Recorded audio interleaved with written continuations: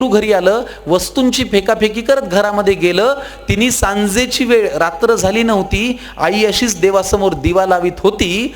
जगासमोर जे चालत नव्हतं ते घरामध्ये मध्ये मात्र चाललं. बाहेर जे बोलता येत नव्हतं ते लेकरू आई समोर बोललं. म्हणाला, खोटारडी आहेस तू आई, खोट्या मार्गावर चाललीस, आजपर्यंत माझ्याशी तू खोटच बोललीस. आशीर्वाद देताना काय म्हणतेस की माझं काहीच अडणार नाही आणि माझ्या बाबतीत कधीच काही वाईट मुळी घडणार नाही. आईपासून काय लपतंय तिच्या लक्षात आलं. तिने बाळाला घोटभर पाणी प्यायला दिलं.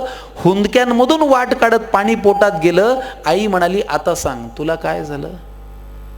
तो म्हणाला, लोक आई विचित्र झालेत फार, सतत सगळे माझ्यावरती खाऊन असतात खार. त्यांच्या त्या अशांत अस्वस्थ नजरा मला कळतात, जाणवतं मला माझ्यावरती ते खूप खूप जळतात. बरं, माझ्याविषयी माझ्या माघारी बोलतात लोकांजवळ, मी पुढे जातोय ना माझा माझा, का पोटात यांच्या कळ.